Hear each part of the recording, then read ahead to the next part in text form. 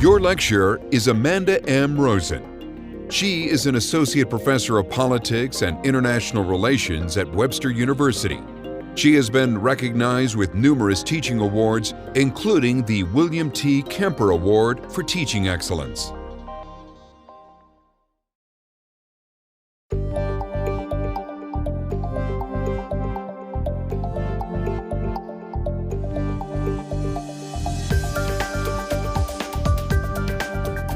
Welcome to the study of research methods. Since the subject piqued your interest, I'm guessing you want to learn how to conduct effective research for some specific purpose, maybe for an assignment at work or a project you've undertaken on your own.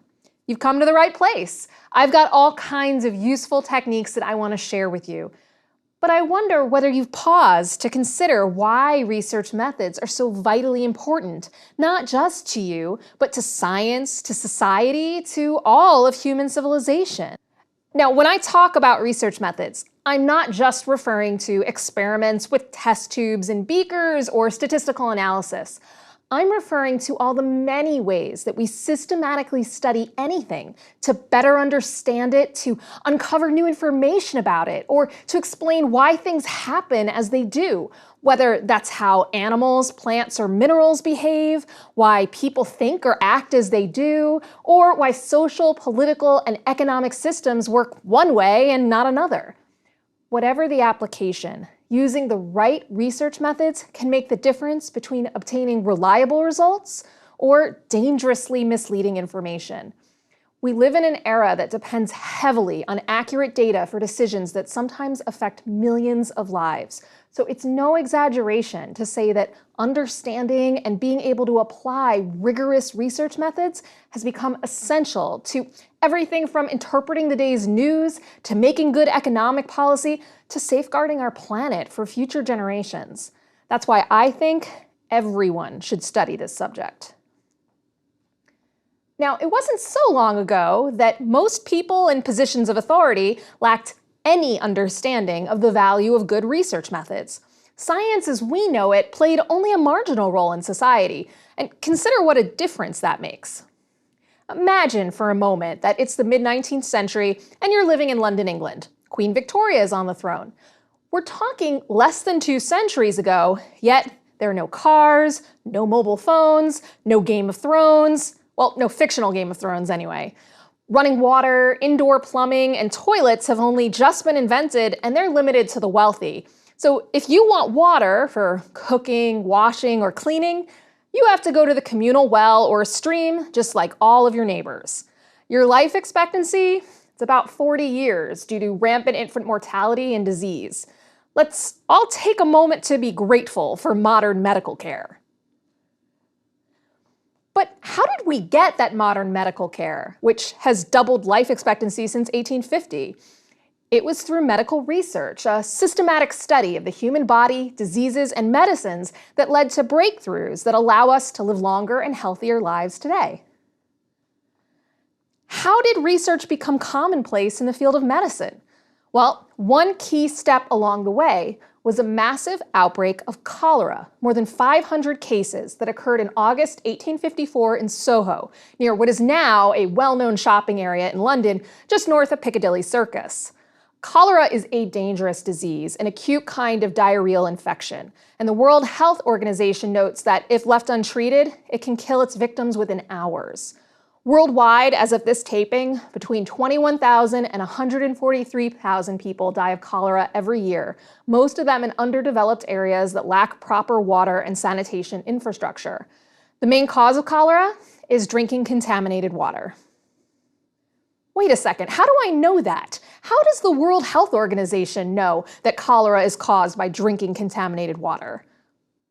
Well, we know it is due to the efforts of a hero named Jon Snow, not, I promise, the character on Game of Thrones.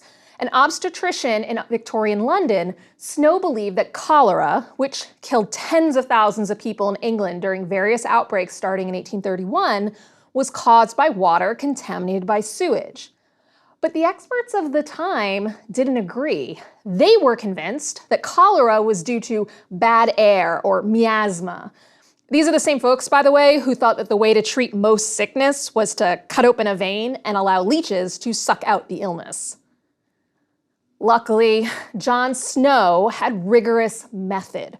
Through careful observation and the compilation of detailed data, he determined that August 1854 outbreak in Soho centered around a water pump at the intersection of Broad and Cambridge Streets. He hypothesized that the water in the Broad Street pump was contaminated, and that therefore those who became sick would be limited to those exposed to water from that pump. He investigated the victims, tracing their infection back to the pump. He also investigated the non-victims, those who lived or worked nearby but did not contract cholera. And he discovered that they had access to a different well or water source. So this helped him eliminate alternative explanations for why some contracted cholera and others didn't. Snow used the results of his research to convince local officials to remove the handle from the pump so it couldn't be used. And the outbreak ended. Hooray for science, research, and methods! Snow's systematic study of the cholera outbreak helped determine the true cause of a recurring health crisis, which led to a solution. Now, I wish I could say that every scientist from that point on accepted Snow's work and his explanation of the causes of cholera. Unfortunately, 20 years later, experts continued to claim that bad air was the main cause of cholera. Only after more researchers confirmed Snow's claims did a general acceptance of the theory of contaminated water occur.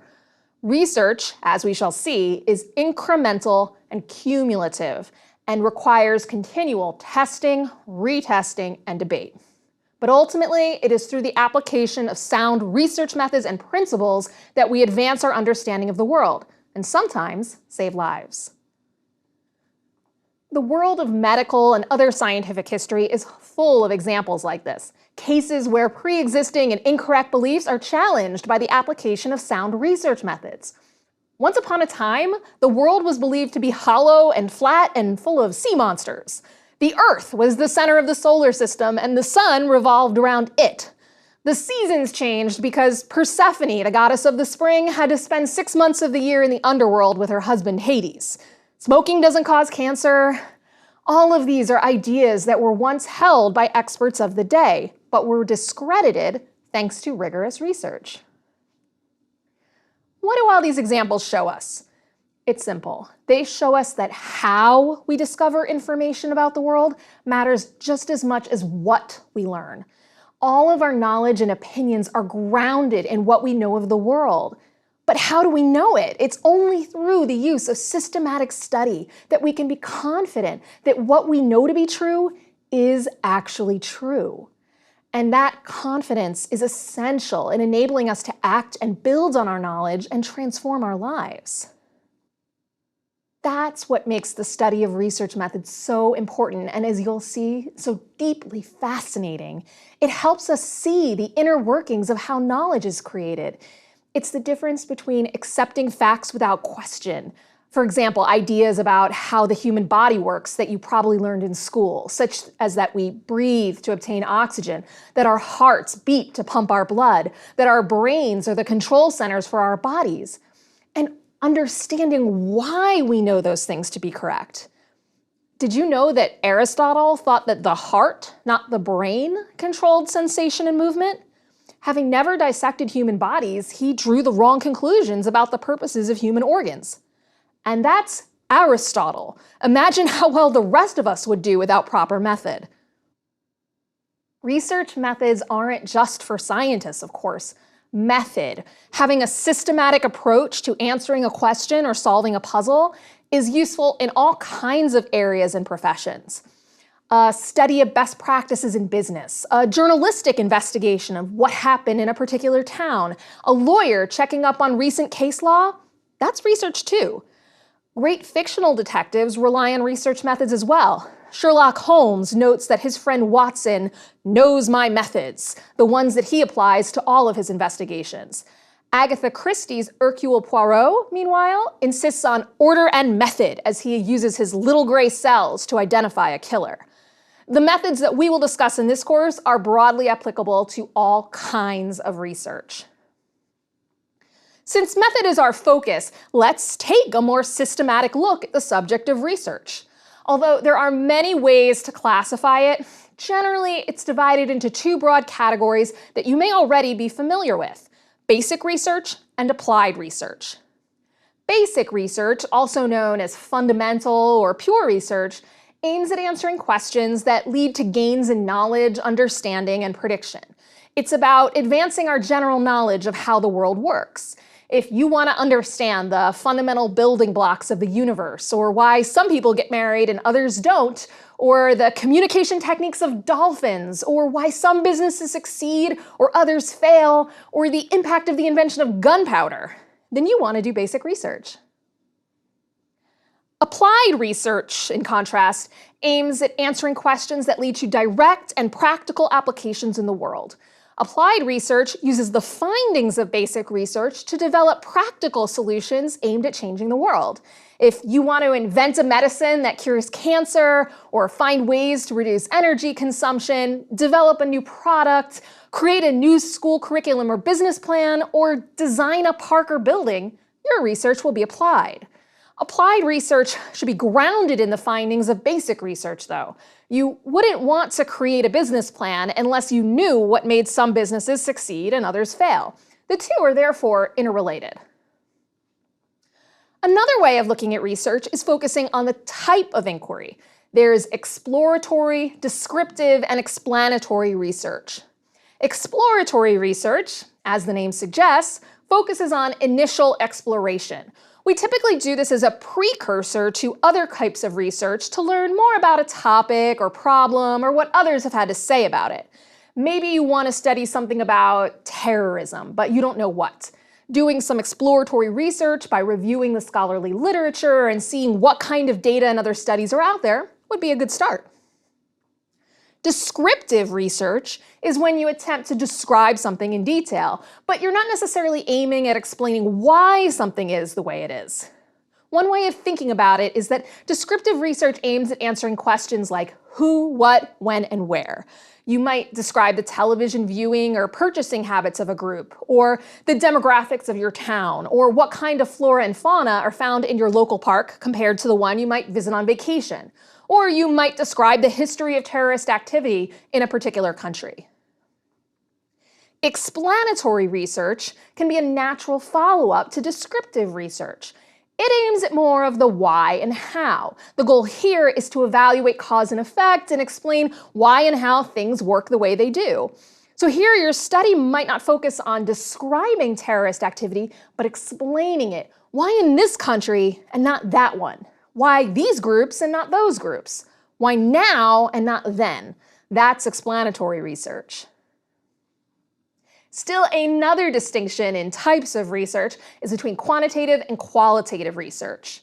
Quantitative work, as the term suggests, focuses on analyzing large amounts of data that can be readily expressed in numbers. Qualitative work can also have numbers, but usually involves data that is not easily boiled down to numbers, and therefore tends to focus on a smaller number of cases or subjects. Quantitative work generally allows for greater breadth in the number of cases and variables that you study, while qualitative work sacrifices some of that breadth for the sake of depth, really digging into each case and variable that you study. Now, scholars and practitioners can get into very heated debates over which general approach is better.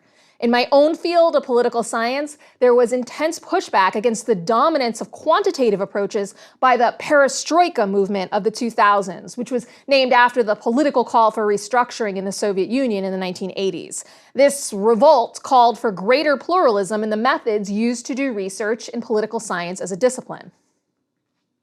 So different disciplines focus on different approaches to research, and the nature of your project will often dictate what kind of research that you do. But all these approaches are simply different forms of inquiry, and that's the key point. Regardless of the type of research we choose, ultimately we are trying to explore, describe, understand, explain, evaluate, or predict something about the world. Because research is about inquiry, it's important to understand that we don't always find what we expect. Take Alexander Fleming, who in 1928 discovered penicillin while investigating bacteria, or William Henry Perkin, who in 1856 created the first artificial dye while trying to synthesize an anti-malarial drug. In fact, many of the most important discoveries in the world were found largely by accident. Some discoverers actually wind up regretting that they made their discoveries at all. Alfred Nobel, for whom many top prizes are named, including the Nobel Peace Prize, invented dynamite as a safer explosive for construction projects, never intending it would be used as a weapon of war.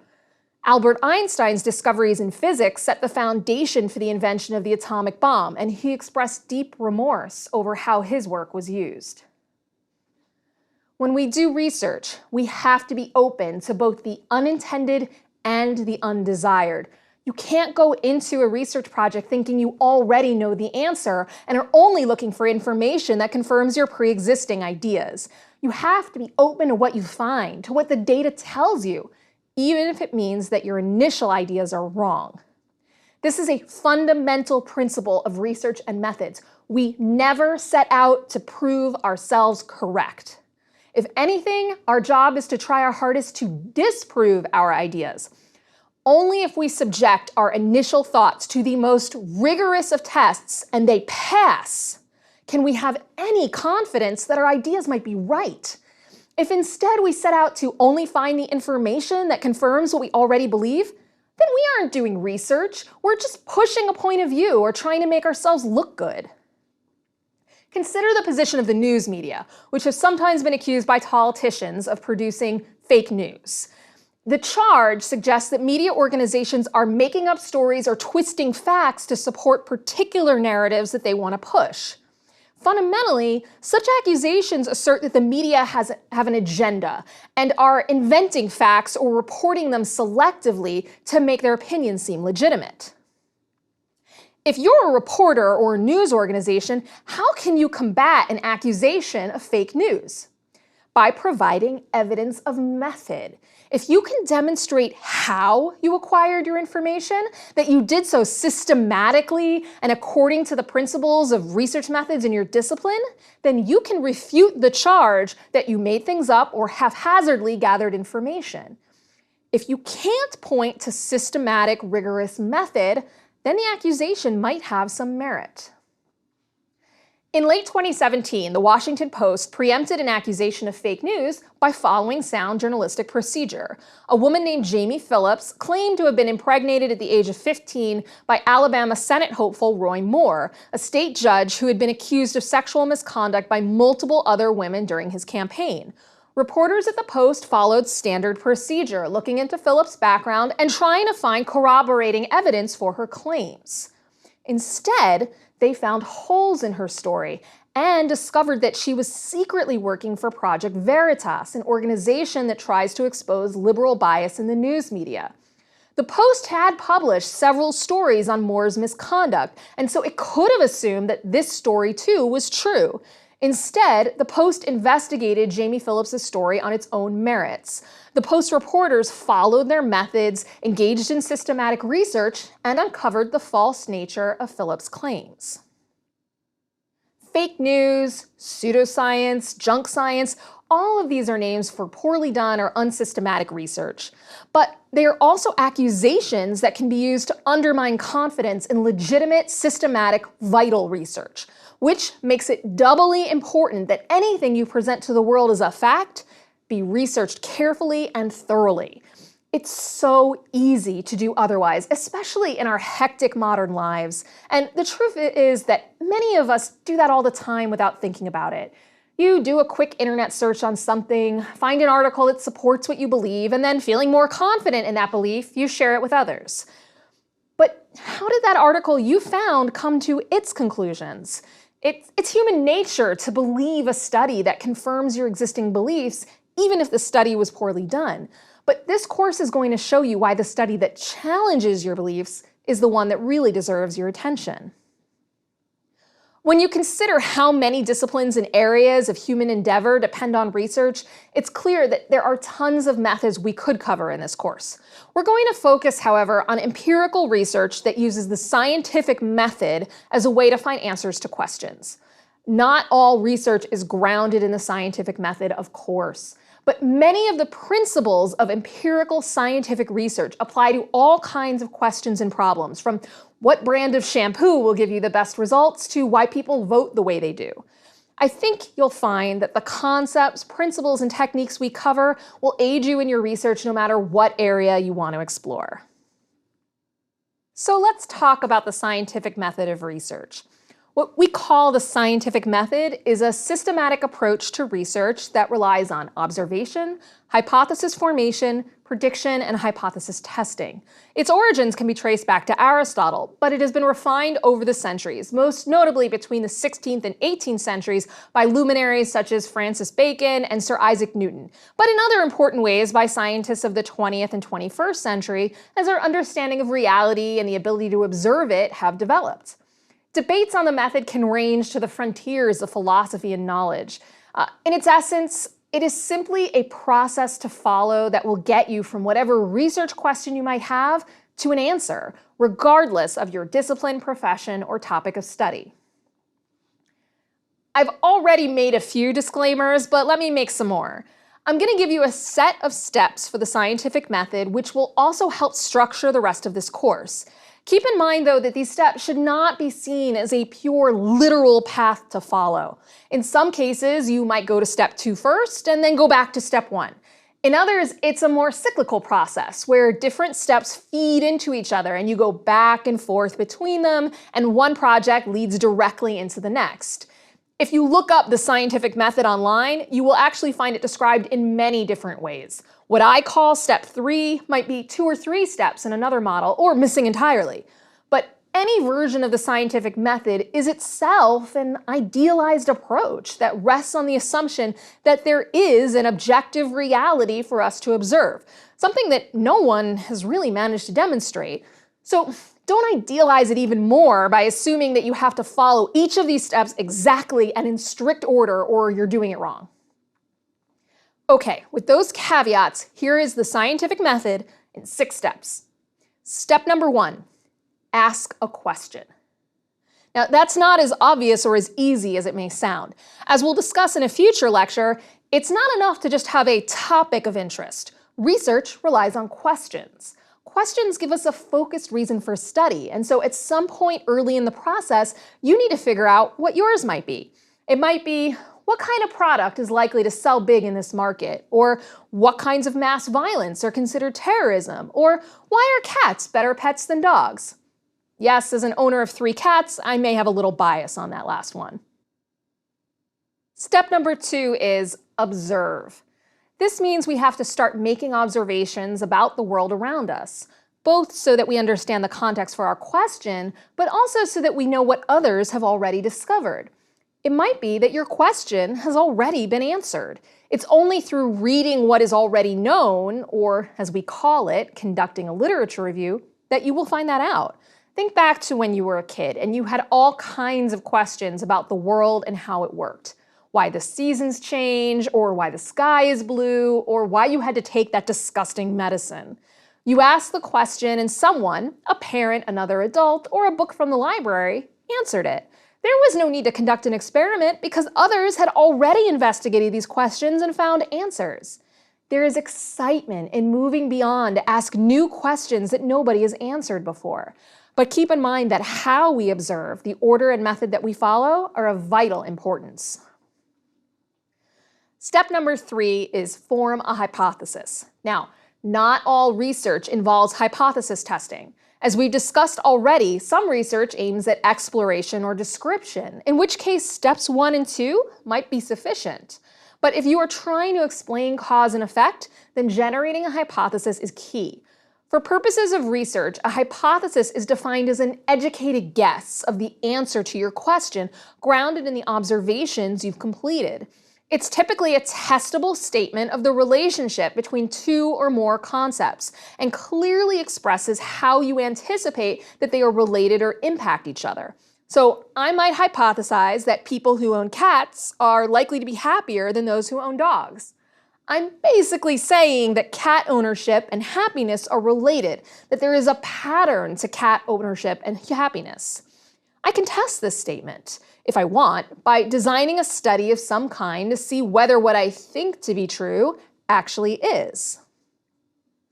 Depending on your study, you might be making predictions about behavior in the step that you can test. Or you might start developing a theory if something produces a certain outcome. For example, why having cats as pets might make people happy. Other times, you might not want to start predicting or theorizing until after you've completed your test or multiple tests and analyzed the results. That's the main difference between two other common classifications of research, deductive and inductive. Deductive research starts with theories and tests them, while inductive work starts with observation and then builds theories from the results. Remember how I warned you that you don't have to necessarily follow all these steps in the exact order I'm listing them? I meant what I said. Let's move on. Step 4 is test your hypothesis. Now, this is the meat of research methods. In this step, you first have to design a good study to see whether your hypothesis holds water and then carry it out. That means choosing your methodology, figuring out how to measure your concepts and variables, identifying a relevant population and sample, going out and gathering your data, and perhaps applying for funding so that you have the resources to do all of this. We will spend many lectures covering each of these sub-steps. For now, the point is that the scientific method of research won't allow you simply to state your hypothesis and consider yourself done. And you can't just report on the data you find that supports your initial hypothesis and say that you're done either. Instead, you have to set out to rigorously test your hypothesis, considering and evaluating any alternative hypotheses and explanations. Only if your hypothesis survives the testing process can you report with any confidence, although, of course, usually with still some level of uncertainty, that your initial ideas might have had some merit. Step number 5 is analyze your results. So once you've finished testing your hypothesis, it's time to analyze the data you gathered and interpret it. Does it support or refute your hypothesis? Pay careful attention to data that contradicts your initial views. You might need to revise your hypothesis or theory or develop entirely new ideas. This is also where you want to consider the implications of your results, particularly for applied research purposes. It's at this stage that you figure out if you've actually found an answer to your question or if more work needs to be done.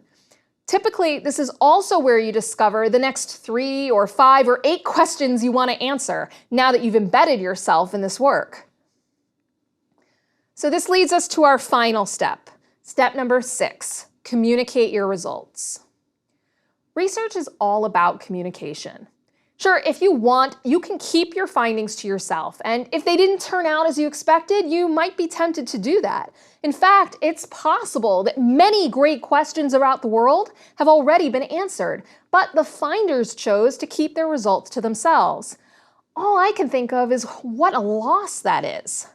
I'm a big fan of the early 19th century English writer Jane Austen, and many questions that I have about her life and her writing might have been answered in the letters that she exchanged with her sister Cassandra, letters that were burned after Austen's death. Cassandra probably knew those answers, but the rest of the world never will.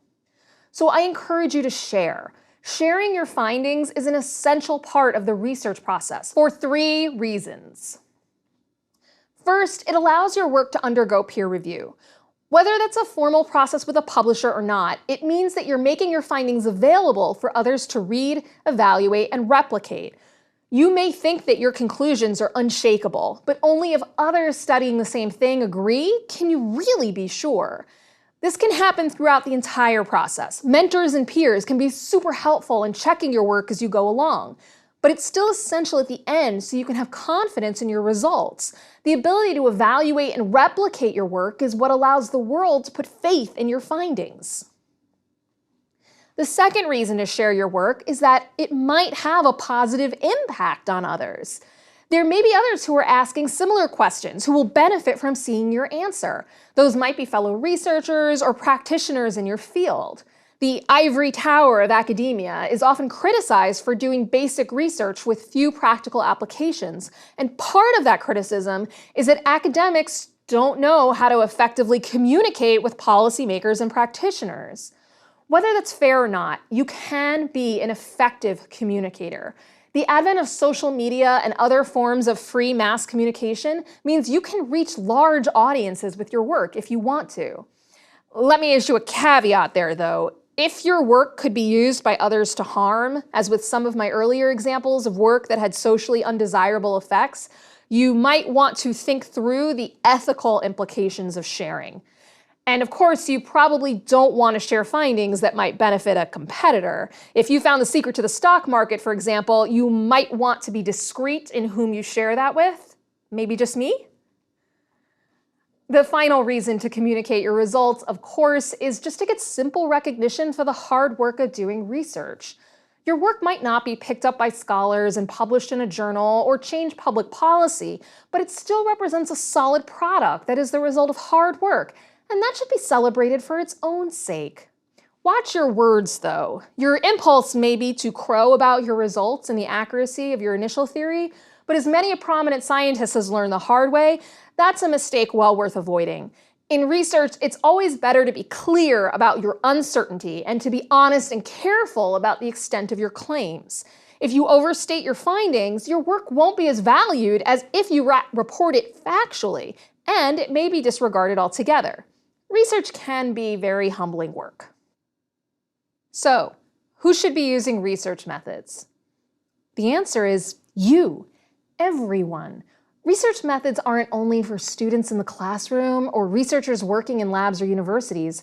The systematic process of gathering and evaluating information is useful in your everyday life, from figuring out where you should eat breakfast this weekend to which car you should purchase. With a little bit of training, everyone can do research, regardless of your math or science skills. You just need some basic principles and procedures, which we will cover in the rest of this course, and a little bit of mentorship that I will try to provide. If you follow the steps I will lay out for you, your research really could one day change the world, or at least your corner of it.